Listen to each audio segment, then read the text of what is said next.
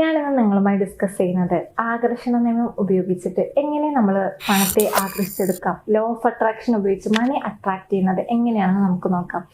ആദ്യം തന്നെ ഞാനൊരു 30 ദിവസം കൊണ്ട് എങ്ങനെയാണ് നിങ്ങളിലേക്ക് പണം എത്തുക എന്നാണ് പറയുന്നത്.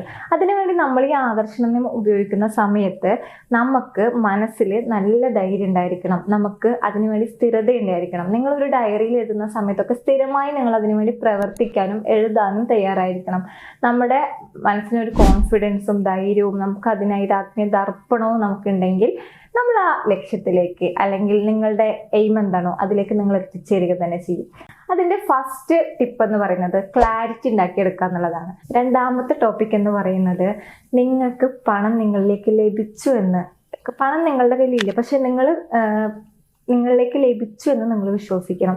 അതായത് നിങ്ങളിലേക്ക് പണം ലഭിച്ചു എന്നുള്ള ഒരു ഗ്രാറ്റിറ്റ്യൂഡ് ഉണ്ടല്ലോ, അത് നിങ്ങൾ കൊടുക്കണം, നിങ്ങളുടെ മനസ്സിലേക്ക് നിങ്ങൾ കൊടുക്കണം.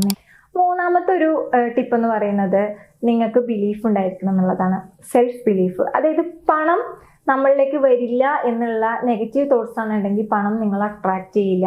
പക്ഷെ പണം എന്നിലേക്ക് വന്നു ചേരുന്നുള്ള പോസിറ്റീവ് തോട്ട്സ് ആണ്, അതിന് വേണ്ടിയിട്ടാണ് നിങ്ങൾ വിശ്വസിക്കുന്നതെങ്കിൽ പണം ഉറപ്പായിട്ടും നിങ്ങൾ അട്രാക്ട് ചെയ്യും.